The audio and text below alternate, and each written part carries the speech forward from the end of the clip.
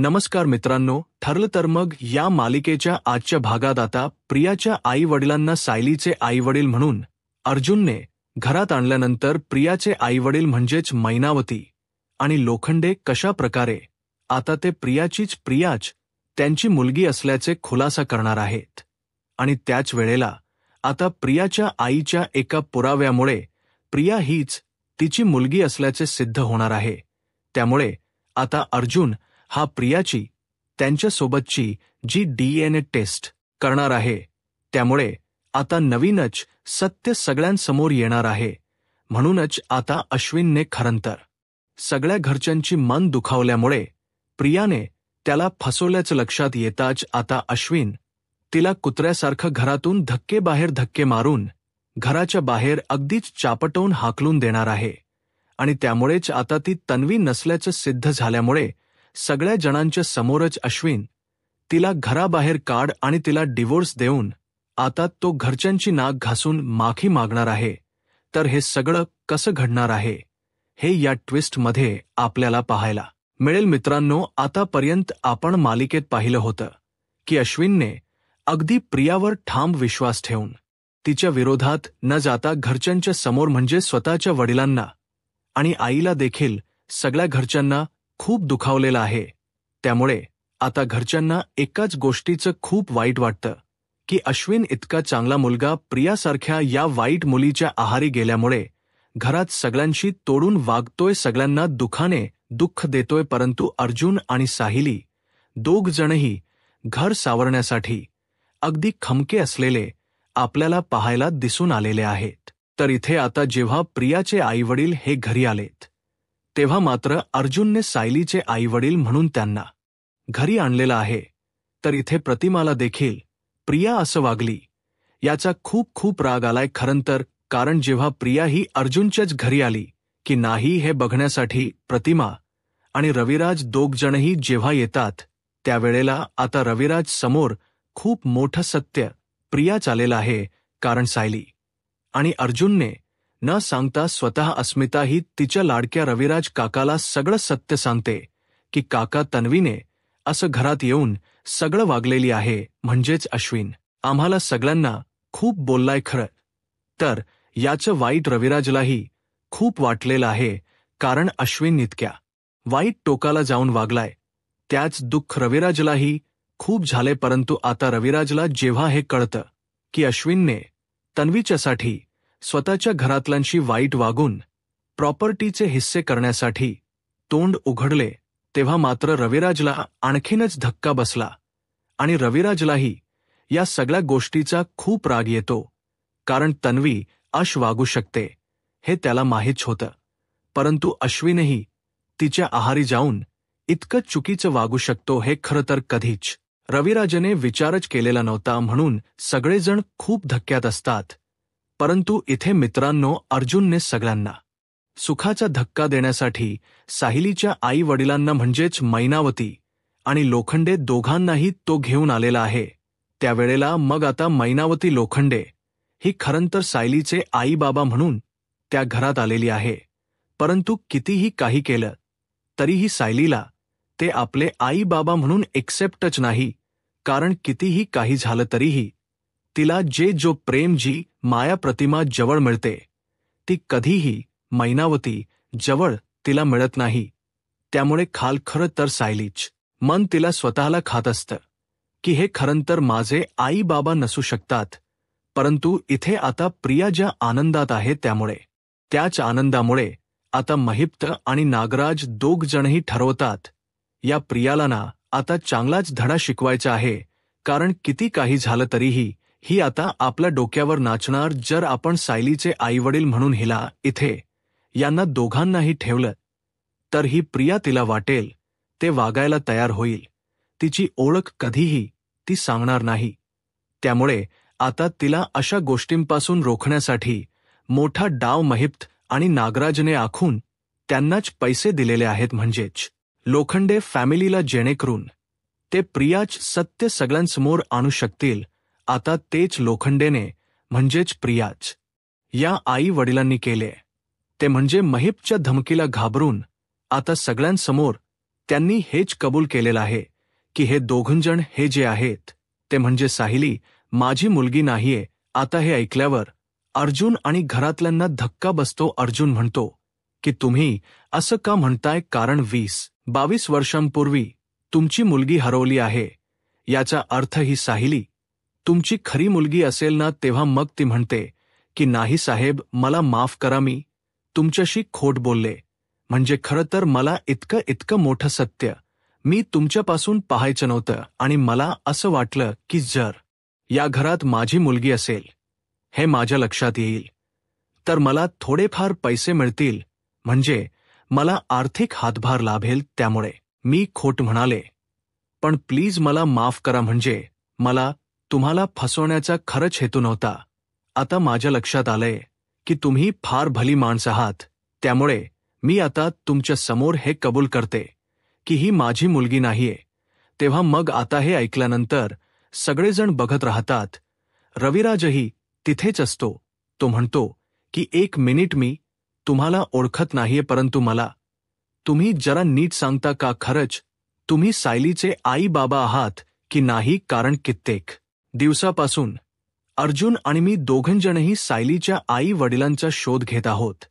त्यामुळे प्लीज तुम्ही या गोष्टीवरून आमच्याशी कुठल्याही प्रकारच खोट बोलू नका. तुम्हाला जर कोणी काही धमकवत असेल किंवा काही करत असेल तर ते प्लीज आम्हाला सांगा. म्हणूनच आपली खरखर काय ते सांगा, आणि तुमच्याकडे त्या बाबतीत काही पुरावे असतील तर तेही तुम्ही आम्हाला दाखवू शकता. असं आता म्हणाल्यानंतर लगेचच अस्मिता आणि बाकीचे सगळे थक्कच होतात, कारण जे लहानपणीचे प्रियाचे फोटोज असतात ते फोटोज तिची आई दाखवते आणि म्हणते की हे बघा, हा आमचा फॅमिली फोटो आहे. आणि म्हणजे या मला 5 मुली होत्या त्यावेळेला. मग आता लगेचच महिनाभोवती विचारते की काय सायली बाळा, तुला असं आठवतं का की तुला 5 बहिणी वगैरे होत्या असं. तेव्हा सायली म्हणते की लहानपणी नाही, म्हणजे मला असं काहीच आठवत नाहीये. मला इतकंच आठवतं की मी स्वतः आई वडिलांना एकटी मुलगी होते. तेव्हा मग हा इशारा असतो खरं तर सायली तन्वी असल्याचा. मग त्यानंतर ती म्हणायला लागते की अगं माझी मुलगी आहे ना, म्हणजेच माझी खरी मुलगी बुबली, ती खरं तर 5वी मुलगी होती. आणि मला तू असं सांगतेस की तुझ्या आईवडिलांचा अपघात झाला होता, बरोबर? तेव्हा ती म्हणते की हो, माझ्या आईवडिलांचा अपघात झाला होता आणि नंतरच मी आश्रमात गेले तेव्हा. हा मग तो ती म्हणते की हो मग बेटा, आमच्यासारख्या दोघांच्याही कोणाचा अपघात झाला नव्हता. खरं तर आम्ही एक वेगळंच आमचं सत्य आहे जे जगापासून आम्ही लपवून ठेवलं होतं. आता हे ऐकल्यानंतर सायली म्हणते की कोणतं सत्य?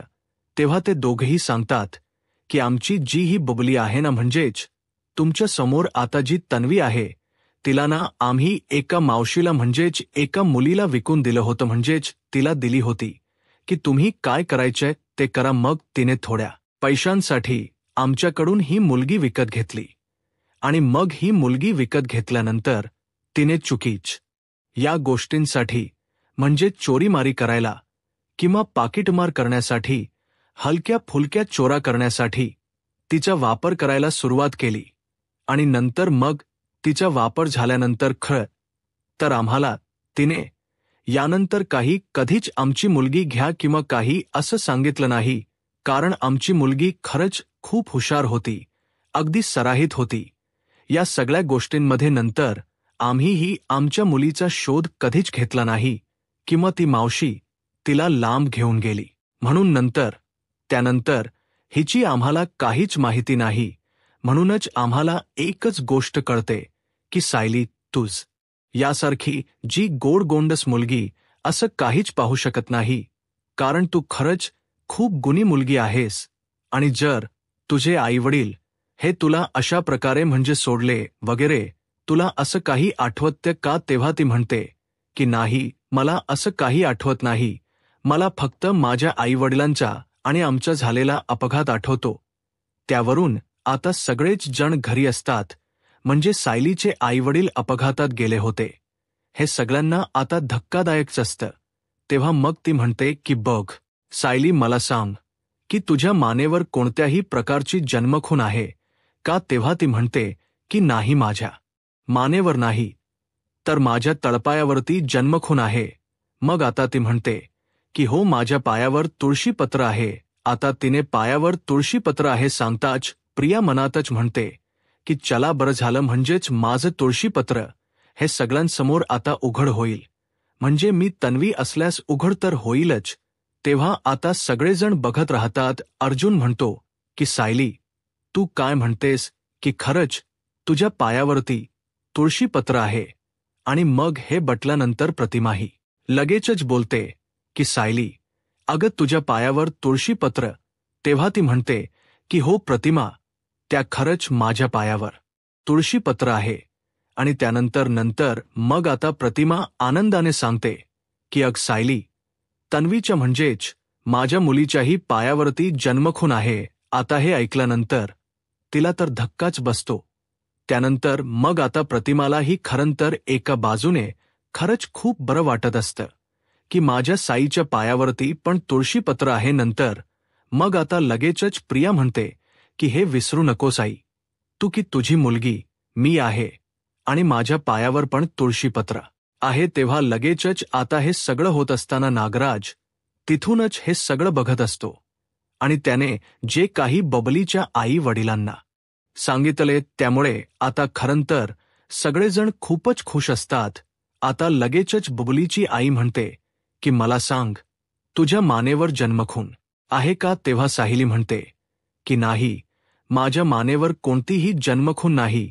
मग ती म्हणते की बाळा, माझ्या खरा मुलीच्या म्हणजेच बबलीच्या या प्रियाच्या मानेवर जन्मखून आहे. त्यावेळेला मग आता तर प्रिया जराशी गडबडते. ती म्हणते की बापरे, म्हणजे माझ्या आईने बरोबर हुकमाचा एका काढला. जशी मी सायलीची जन्मकण काढली तशीच मी आता दुसरं कोणीही प्रियाची जन्मकण कशी काय काढेल? तेव्हा म्हणूनच मग आता जराशी ती गडबडते आणि सदाशिव म्हणतो की बाळा बघ, तुझ्या मानेवर नक्की जन्मखून असणार आहे आणि तुझ्या मानेवर अगदी काळ्या रंगाचा डाग आहे, तो प्लीज तू बघ. त्यावेळेला मग आता हे सगळं होत असताना बबलीला लगेच ती मीनावती येऊन म्हणते की बघ बघ बाळा, तुझी मान दाखव सगळ्यांना. तेव्हा मग आता सायली म्हणते की एक मिनिट तन्वी, हे सगळं बघू दे, म्हणजेच प्रिया तू यांना अडवू नकोस. जर खरंच हे तुला मुलगी समजत असतील ना तुझी, तर प्लीज तू त्यांना अडवू नकोस, अजिबातच नको. कारण किती काही झालं तरीही त्यांचं तुझ्यावर जर प्रेम असेल आणि तू त्यांची खरी मुलगी असशील तर आपण या सगळ्या गोष्टी शोधूया. कारण मला अगोदरपासूनच डाऊट होता की तू खरंच रविराज आणि प्रतिमा हत्याची मुलगी आहेस की नाही. त्यामुळे आता हे सगळं होत असताना प्रतिमा ती जरा गप्पच बसते, कारण तिला प्रियाविषयी जरा डाऊट येत असतो. त्यानंतर तन्वी म्हणजेच प्रिया जराशी घाबरते. ती म्हणते की नाही, ही बाई ना काही बोलते, हेच अजिबात ऐकू नका, मी तन्वीच आहे. हे काय माझ्या पायावरच तुळशीपत्र? तेव्हा अर्जुन म्हणतो एक मिनिट, तू आता काहीच बोलू नकोस, तू जरा तुझ्या मानेवरची जन्मखून दाखवा मला. तेव्हा मग प्रिया गडबडते आणि म्हणते की जन्मखून. तेव्हा मग अश्विन म्हणतो की हो अगं तन्वी, दाखवून टाक. यांचा जरा काही ते खरं खोटं होऊन जाऊन दे, मला माहिती तू खोट बोलत नाहीस, पण तरीही तू दाखव, मी तुझ्या आहे बाजूने.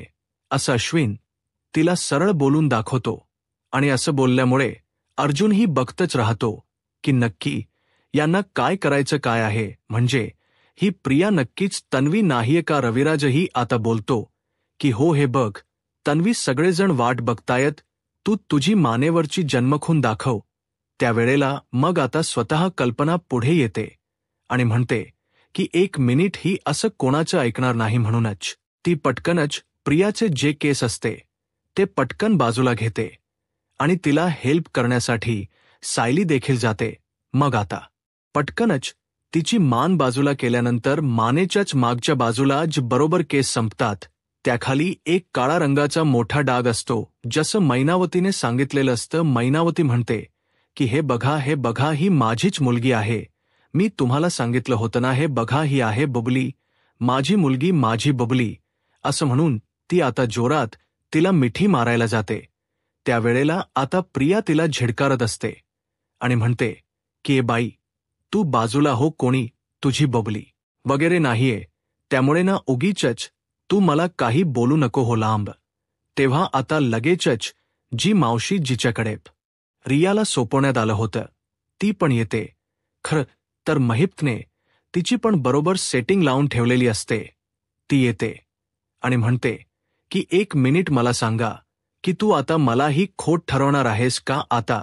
तिला बघितल्यावर प्रिया चांगलीच घाबरते आणि अर्जुन बाकीचे सगळे बघत राहतात की नक्की आता ही बाई कोण आली आहे. तेव्हा ती म्हणते की नमस्कार, माझं नाव आहे. आता ती XYZ स्वतःच नाव सांगते आणि म्हणते की मी हिची वासंती मावशी आहे. आणि हे ऐकल्यानंतर सगळेजण बघत राहतात आणि म्हणतात की मावशी म्हणजे नक्की कोण. तेव्हा ती म्हणते की सांगते, मी माझ्याकडे हिला तिच्या आई वडिलांनी सोपवलं होतं, म्हणजेच मीच हिला कामाला लावलं होतं चोरी वगैरे करण्याच्या. तेव्हा सगळे बघतच राहतात. आता दुसरा पुरावा हा प्रियाच्या विरोधात आलेला असतो आणि मग ती म्हणते की बरोबर, या मुलीला मी अगदी बरोबर ओळखू शकते. कारण काय ना, हा चेहरा मी कधीही विसरू शकत नाही.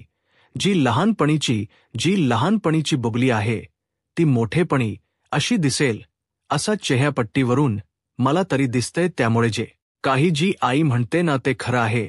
तिच्या आई वडिलांनीच हिला माझ्याकडे सोपवलेली होती, कारण यांची परिस्थितीत या वेळेला करत होती म्हणून.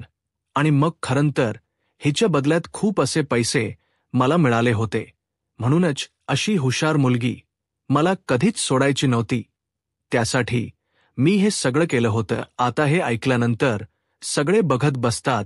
आता रविराज आणि अर्जुन यांच्या पुढे मोठा पेच असतो की नक्की करायचं तरी काय, म्हणजे प्रिया आणि सायली दोघींपैकी कोण यांची खरी मुलगी आहे आणि हे कसं ओळखायचं. त्यामुळे आता हे सगळं करत असताना अर्जुन रविराज ठरवतात की आपण प्रिया आणि सायली दोघांचीही DNA टेस्ट करूया, जेणेकरून हे सगळं सिद्ध होईल की हीच नक्की यांची मुलगी आहे की नाही. सायलीच्या पायावरच तुळशीपत्र बघितल्यानंतर प्रतिमा आणि सगळेच थक्क झालेले असतात, कारण त्या तुळशीपत्रावरून नक्की सायली तन्वी आहे हे सिद्ध होते की प्रिया तन्वी आहे हे देखील आता नवीन एक पेचच असतो. त्यामुळे ज्या प्रकारे मैनावतीने सांगितलेलं असतं त्याच प्रकारे प्रियाच्या मानेवरती तो काळा डाग आलेला असतो. त्यामुळे प्रिया ही त्यांची मुलगी हे सिद्ध करतच तिथल्या तिथे झालेलं असतं, परंतु प्रिया ही स्वीकारत नसते. आता प्रियाने ठरवले असत की काही करून हे जे DNA टेस्टचे रिपोर्ट येतील ते मी अगदी बिनधास्तपणे बदलून टाकेन, परंतु अर्जुनने त्या बाबतीत कुठलाही वाव ठेवलेला नसतो, कारण अर्जुनने स्वतः आता ते जे त्याची DNA टेस्टची रिपोर्ट येणार आहेत तो टेस्ट करण्यासाठी स्वतःचा मित्रच एक डॉक्टर बोलावलेला असतो. त्यामुळे तिला कुठलाही स्कोप नसतो. आणि खरं तर नागराजलाही ते सगळं घडून द्यायचं नसतं. नागराजलाही प्रियाची वाट लावायची असल्यामुळे तेही आता तिला काहीच मदत करायला तयार नसतात. म्हणून आता रविराज आणि अर्जुन दोघजणही मिळून DNA टेस्ट करतात. आणि त्याच वेळेला इथे आता टेस्ट केल्यानंतर खूप मोठा खुलासा झालेला असतो. म्हणजेच महिनावती आणि सदाशिव लोखंडे यांची मुलगी प्रियाच आहे हे सगळ्यांसमोर आता सत्य आलेलं असतं. आणि ते सत्य सगळ्यांसमोर आल्यामुळे आता दोघांनाही खूप मोठा धक्का बसलेला असतो. इथे आता सायलीला हे सगळं कळायला लागतं की म्हणजे यांची मुलगी मी नाही आणि हे माझे आईवडील नाहीत. जी सायलीला मनात शंका होती ती आता खरी ठरलेली असते, कारण ते दोघेजणही तिचे आईवडील नसतात आणि प्रिया हीच त्यांची मुलगी आहे. मग आता समजा, जर प्रिया ही सदाशिव लोखंडे याची मुलगी आहे तर मग रविराजची मुलगी कोण, हा आणखी एक मोठा प्रश्न सगळं यांसमोर उपस्थित झालेला असतो. आता नेमक सायली हीच त्यांची खरी मुलगी आहे हे त्या तुळशीपत्रावरून कशा प्रकारे सिद्ध होणार. आणि जेव्हा रविराज आणि सायली यांची DNA टेस्ट केली जाईल तेव्हा सायली ही त्यांचीच मुलगी असल्याचं कशा प्रकारे सगळ्यांसमोर सत्य येणार आहे.